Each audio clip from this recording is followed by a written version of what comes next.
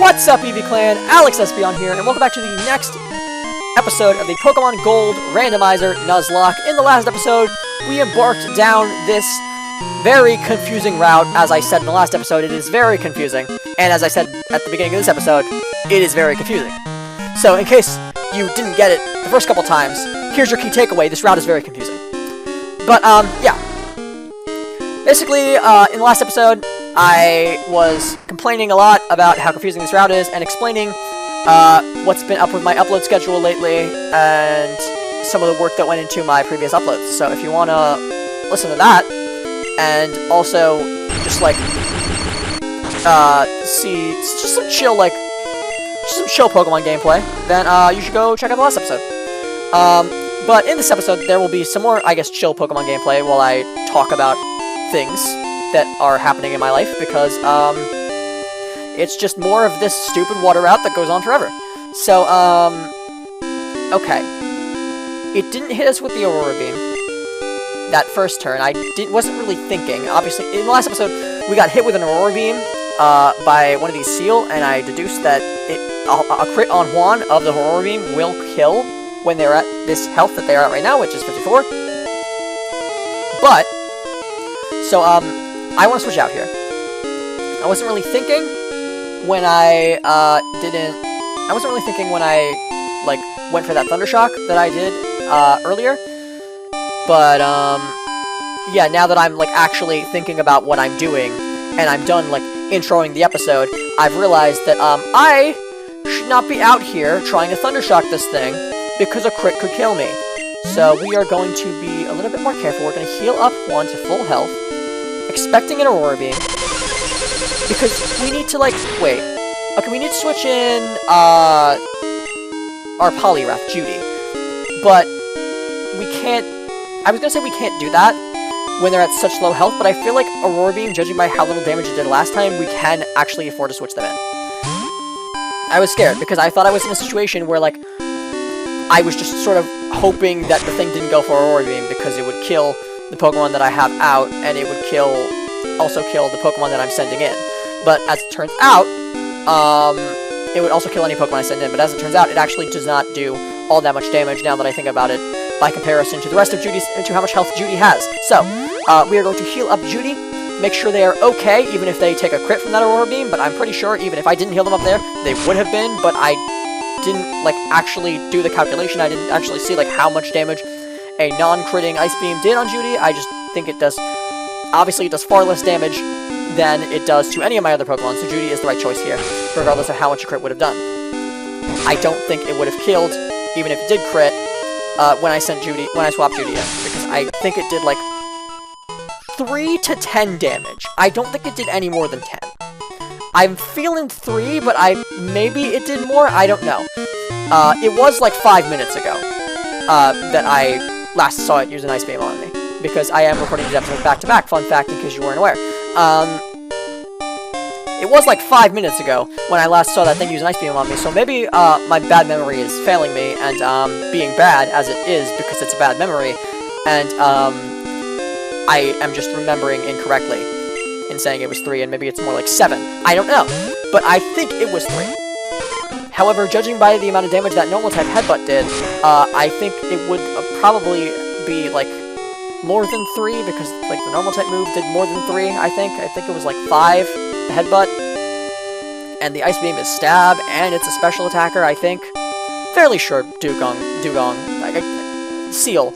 I mean, it evolves into Dugong, so I'm not, like, entirely wrong. But I'm fairly sure Seal is a special attacker more so than a physical one, and I'm pretty sure it's, like, a pretty big gap. However, I guess the gap with, like, physical attacking and special attacking isn't really, like, all that big until evolution. I feel like it gets just, like, bigger and bigger progressively as a Pokemon levels up, so I feel like, and especially as they evolve. Like, when they evolve, like, Final Evolution, I feel like it matters way more than, like, evolutions before, like, evolution stages before that, what its higher physical and special attacking stat is.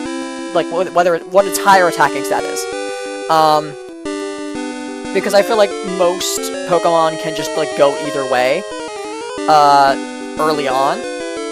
Like, most Pokemon have pretty even attack and special attack when they're, like, not evolved at all.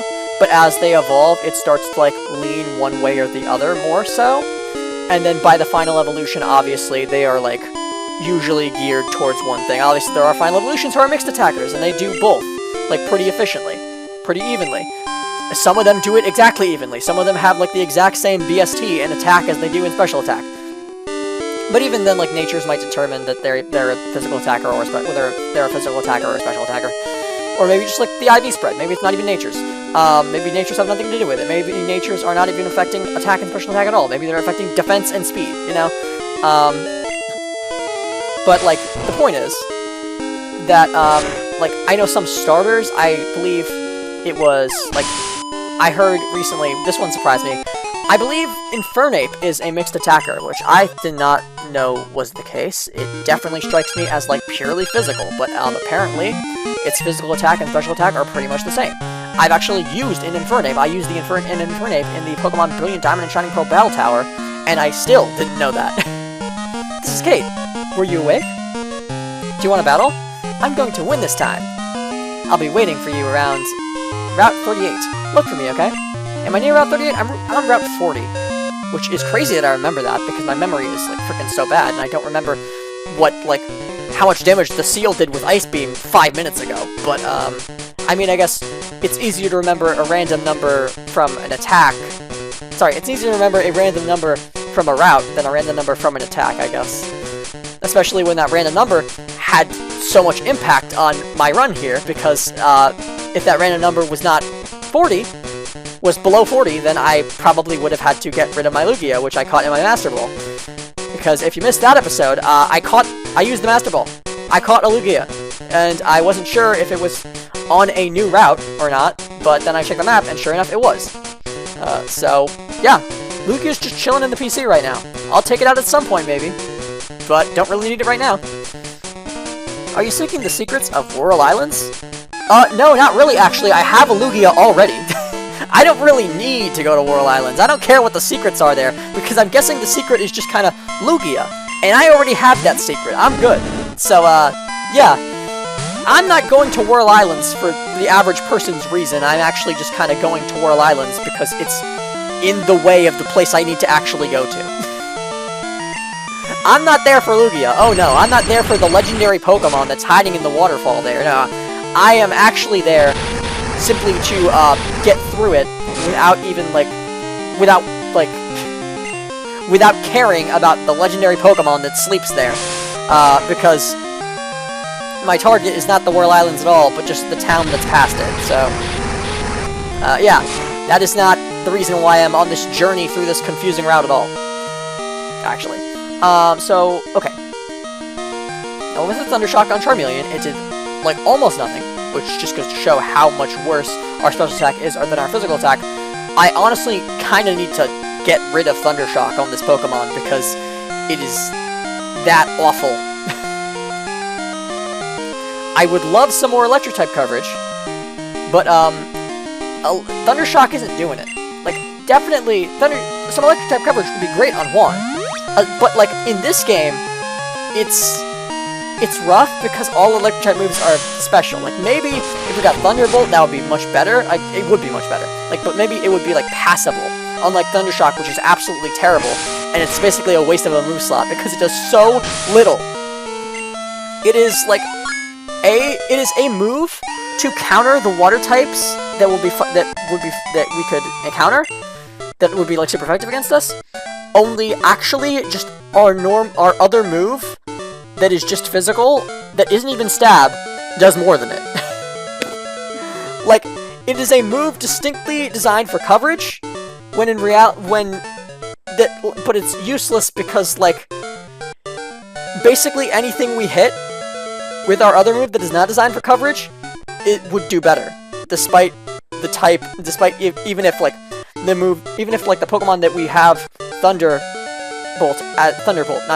Thundershock as coverage for, even if we were fighting, like, the type of Pokemon that we have Thundershock as coverage for, a water type, or a flying type, it would still do more damage if we just went for the move that wasn't coverage. So therefore, this is absolutely useless coverage, and literally Thundershock is a waste of a move slot right now. Ooh, you've got great endurance. thing is, like, it's a waste of a move slot, but it's not like Gligar is learning any new moves. It's not like we have a better opportunity to get anything else. Better opportunity to get a better move opportunity. We don't have a better move opportunity, is the thing. The secret about Whirl Islands. It's pitch black inside. Oh no, that does not bode well for me. Do I have Flash? Please tell me I have Flash. Please tell me I have a Pokemon that has Flash. I don't think I have a Pokemon that has Flash, but at least tell me that I have the TM. I believe that I have a TM. Because I believe that I just, like, really needed it to get through the Dark Cave. Pretty sure that's just what it's called. That sounds like I'm just, like, I'm talking out of my ass. That sounds like I'm just, like, making up a name. I don't know what it is. Like, it sounds like I am just, like, saying, oh, the Dark Cave, not knowing what the name of the cave is, and just calling it the Dark Cave because it's a cave that's dark, but in fact, actually, I think it's just called the Dark Cave. I think that in Gen 2, the Pokemon Company stopped making names that were interesting. That's the thing. Because I was gonna say this was before Pokemon actually knew how to name things creatively, but that's not necessarily the case, because there were some pretty creative names in Gen 1. Like, the whole Pallet Town thing, and, like, all the towns are named after colors, that's cool. The naming convention in this game, however, is freaking stupid, because you have locations like Dark Cave. And again, like, that could not be the name. That may not be the name. Maybe that's the name of a different cave in a different region or in a different game. But, like, I'm fairly sure it's just called Dark Cave. And if it is, that's very disappointing. The weather is so beautiful. I'm in a daze. Like, the person who found that cave just walked in there and they're like, huh, I've discovered a new cave. What do I call it? No, he didn't even walk in, right? He's like, I discovered a cave. What do I call it? And then he walks inside and he's like, wow, this is a dark cave. And then his assistant's like, that's genius. It's like, wait, what? It's like, you should call it the Dark Cave. It's like, you're right, I should do that. And then so it was. He called it the Dark Cave, and everyone was celebrating, and they were all happy that they found a new cave. And it got a very interesting name. The Dark Cave. Yes, very interesting indeed. Here's Flaffy. I like Flaffy a decent amount. I like the entire Mareep line. Like, it's not one of those lines where it's like, I only love the final evolution. Like, I only love a certain stage of it. I'd say most of the time, like, I prefer the final evolution of a Pokemon evolution line to any other evolutionary stage of it. But honestly, I think with Ampharos, I could go probably either way. Like, I love Mareep, I love Flaffy, I love Ampharos pretty much equally.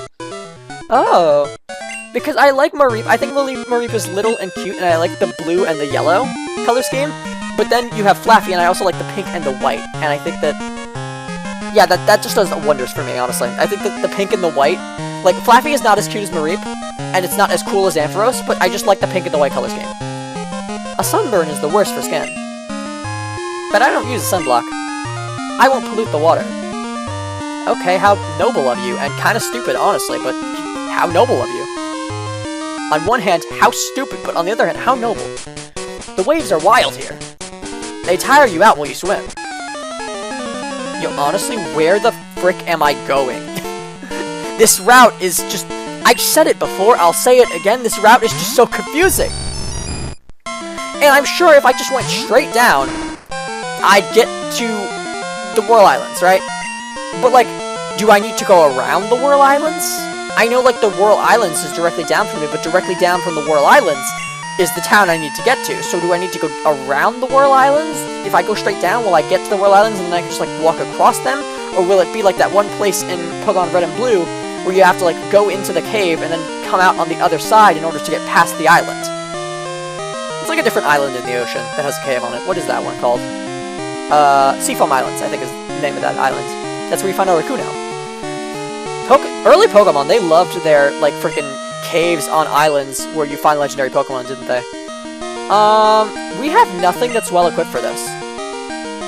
I mean, I guess Juan is the best, right? Because it's not weak to electricity. And it's also not weak to steel, in case it has any steel moves. I think it'll mostly have electric moves. I don't think it'll have a steel move, because I feel like there aren't that many steel moves in this game. I feel like steel in this game is kind of just the defensive type that doesn't really need moves because it's defensive. Like, I feel like in later gens, obviously there are more offensive steel types, but in this game, steel types are mostly like the defensive option, so they didn't really need to create. They didn't really feel they needed to create any new moves for the steel type. At least not really attacking moves, because they didn't really expect it to do much attacking. They expected its strong point to be its defense, much more so than its attack. So they felt introducing like a lot of powerful stab for it was kind of useless. Like, I don't think Magnet Bomb is in this game. I think, honestly, in this game, Magneton's best attacking option might just be Sonic Boom. And, well, its best attacking option against a ground type. Obviously, its best attacking option would probably be Thunderbolt, but, like, possibly Thunder, if you're feeling lucky, and if you're running a rain team. But, I have no Hyper Potions. Well, darn. I am out of potions, and my Pokemon are at low health. This is not good. Like, not good at all. Like, I'm going around trying to figure out where on Earth to go in this stupid ocean route, and I just, like, keep on getting my Pokemon's health. My Pokemon's health just keeps on getting lower and lower, and if I miss a slash, I die right now. And I think Henrietta outspeeds. I don't think it'll go for a Thunder Shock, because why would it go for a Thunder Shock? I have a ground type out. So it's gonna go for another Sonic Boom, and Henrietta can live it perfectly fine. It's going for a Tackle, actually, because it's freaking stupid. I guess it's just, like, isn't that a thing? Like, I don't know if it's a thing in this Pokemon game, but, like, isn't it, like, doesn't Pokemon AI work in some games? Like, if you're on low health, it'll just pick if you're on low enough health to the point where all the moves kill, it just picks a random move. Not just, like, not the optimal one anymore. So it wouldn't have gone for Sonic Boom anymore, because it wouldn't have gone for the one that does the most damage anymore, which is Sonic Boom. It would have just gone for, like, a random one, like Tackle. I think that's why it chose Tackle, is because it just goes for a random one if all the moves kill. So, that's good for us, because it means they did less damage to Henrietta before they died. But, okay, Henrietta I feel like is going to need to carry at this point. I don't recall what's in the water that is so scary that was preventing Henrietta from carrying before, but something definitely was preventing Henrietta from carrying, so I hope it does not continue to prevent Henrietta from carrying, because Henrietta needs to carry right now, because we need to get to a Pokemon Center immediately. We need to get to a Pokemon Center or somewhere we can buy items, just somewhere where we can get healing, because my gosh, is this not good. We are in dire straits right now. Do I have repels? Do I have any repels that I have to work with? Like, I'm beat. I'm freaking gonna die. This is awful. This route sucks. The currents keep me from reaching that island. What island? Am I close to the island? Is there healing on the island? What if I go that way? Will that lead me to a place with the Pokemon Center? I don't know what to do, man. Okay, Judy! Judy is at full health.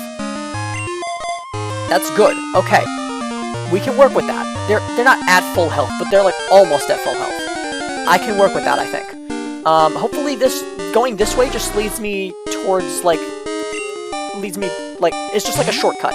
Like, I don't have to go all the way around, in order to go back up. I can just, like, go to the right, and then, like, I'm closer to where I started.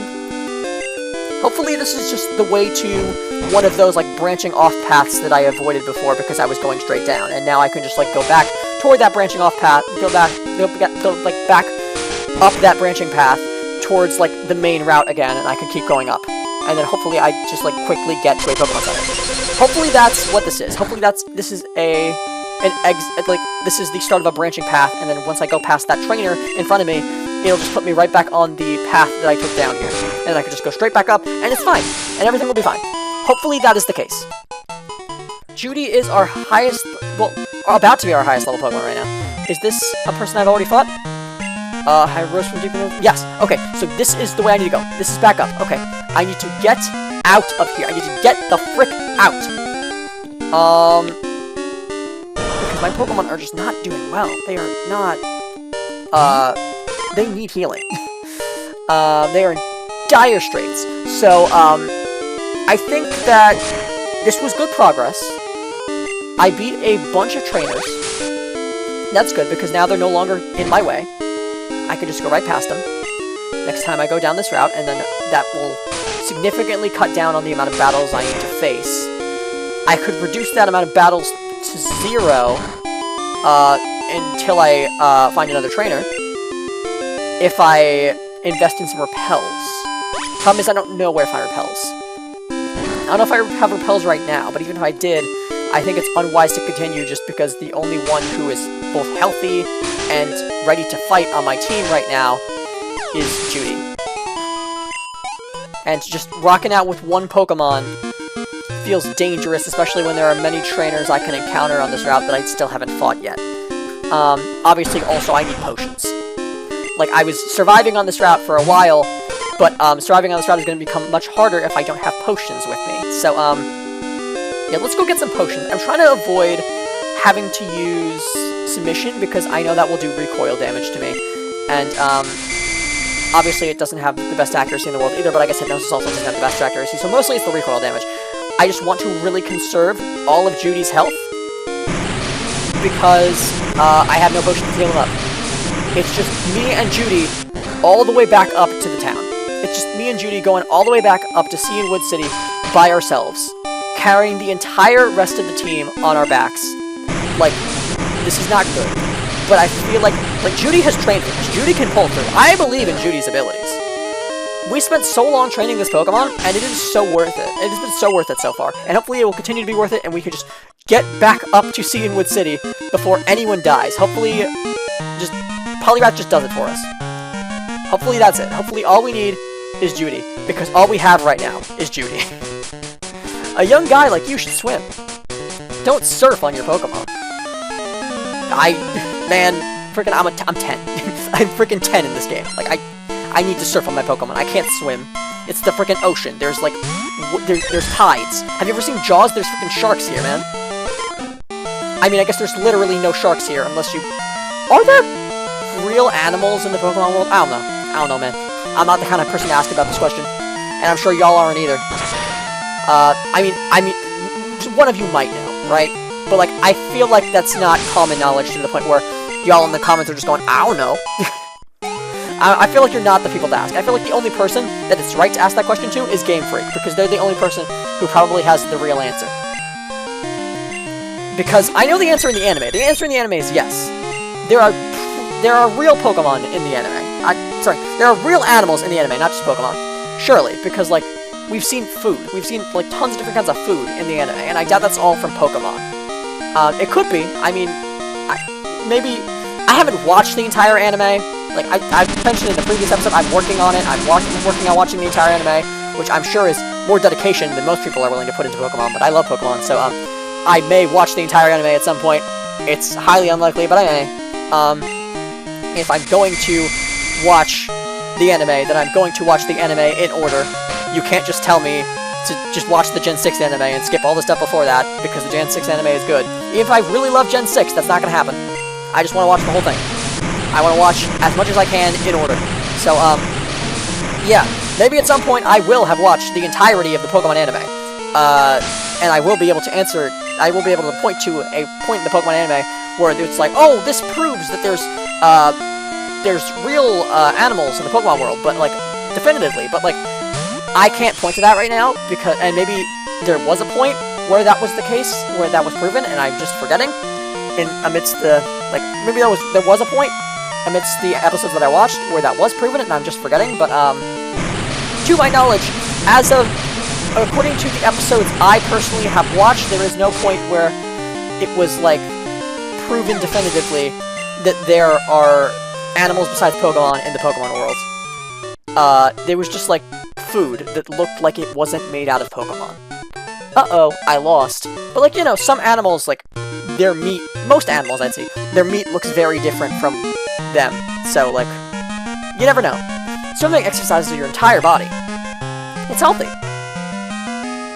I mean, I'm sure there must be some, like, obscure Pokemon entry from some, like, old game where it says something about, like, an animal, like a real animal, not just like a Pokemon.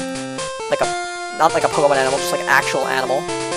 I'm sure someone in Game Freak slipped at some point, and there must be some, like, old Pokedex entry where a real animal is just, like, mentioned. But, maybe there isn't. Maybe there straight up is just, like, no evidence of real animals in the Pokemon world. Anyway, point is, Jaws is scary, and the ocean is scary, and be very careful when you go swimming at the beach, guys. Be very careful. Because Jaws is a movie. It is not, like, real. But it is a thing that can, it is certain, don't let that fool you. It is certainly a thing that can happen. Shark attacks are a thing that can happen. It's not to be super scared about shark attacks, like constantly every time you go to the beach. Because, I will say, Jaws does not necessarily portray sharks the most accurate way. Obviously, shark in Jaws is like freaking crazy, and he kills without any reason. Like, which is not really how sharks work. Shark attacks are literally less people die per year to shark attacks than the amount of people who die per year to vending machines. Like, shark attacks are not all that common. Usually the shark has to be freaking pissed or there has to be blood in the water before a shark actually attacks. So, like, literally it's not all that common. But, like, be careful. Be careful anyway. Just don't not go in the ocean because you're afraid of shark attacks, but be careful when you're in the ocean. That's all I'm saying. Maybe don't go out too far. Otherwise, then you're risking it. I guess. Like, be in the shallow water, you know? Sharks don't go to the shallow water. That's my motto. I just always stay in, like, the shallower water. Don't go too far out, because then you're risking being attacked or something. But, yeah. What are we gonna do against this Lugia here? Well, first of all, we gotta switch Judy out the front, because Judy is not, Judy, first of all, is not fit to be fighting Lugias. Not fit to, like, be running away from Lugias, even. They may be faster than the Lugia, but I don't want to chance it, because if I do chance it and it doesn't, and I can't run away, then, whoopsies, Lugia just Aero Blasts Judy, and Judy's freaking dead. It's me, Donna. You got a minute? My Electabuzz is looking awesome! I wish I could show you. Hey, listen, I almost caught Ditto the other day. Ooh, Ditto. Nice. It's a rare one, sometimes, occasionally. In most games, I think. Not in this one necessarily, not necessarily in this playthrough, because it's randomized, but usually a rare one. Oh, it was so close, too. See you later. Okay. Thank you, Donna. So, what are we doing now? I forgot to buy potions. That's what we're doing now. We're going back to buy potions, because I'm stupid and I forgot to. So the Pokemon Center was not the only thing we needed. Actually, we needed potions as well. So we are going to real quickly buy those. I need to remember after this battle to get Judy out of the front. And then, I mean, we hit the 25-minute mark, so I guess I'll end off the episode after I buy the potions. So, Golbat goes down. Golbat has odd feet. Am I the only one who thinks they kind of look like windshield wipers? Also, am I the only one who's surprised about how freaking big Golbat is? Like, I don't think... Like, I think that, like, you play the old Pokemon games, and you would assume it wouldn't be, like, that much bigger than Zubat.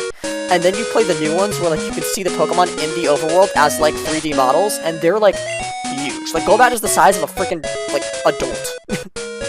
It has a huge mouth. Like, it's honestly scary. It looks like a freaking something out of a horror movie, how big its mouth is. You can just swallow up a person whole.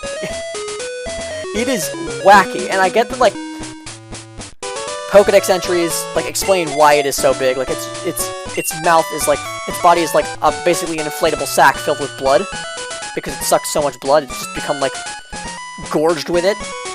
But, so, like, I get that there's an explanation for it, but, like, even if you read that Pokedex entry, I don't think you think it's that big. Like, I think that if you just played the old Pokemon games, you would not realize how big Golbat is. And then, like, you play the new ones and you watch the anime, and then it becomes clear to you. But, like, in the old ones, I genuinely think because, like, everything, like, sizes are so hard to represent with just, like, sprites, I feel like it's really hard to tell, because you don't get, like, good size comparisons, and I get that, like, you don't get, like, good size comparisons, because, like, really they only have the same amount of, like, space on the screen for, like, it's 2D, because, so, like, they only have the same, they have the same amount of space on screen for every single Pokemon. So, like, you know, they don't have, like, the advantage of 3D, where it can kind of be, like, as big as they want it to, and it could kind of take up as much of the screen as they want it to, because then they could just, like, spin the camera and you can see other things. It just has to be, like, the same size. It's on a 2D plane. It has to always take up this much of the screen. So, really, it's really hard to tell with, like, old Pokemon games what exactly the size of a Pokemon is. But, yeah. Anyway, rant aside, that'll do it for today's episode. Make sure you like, comment, and subscribe. And this is Octatheon, signing off.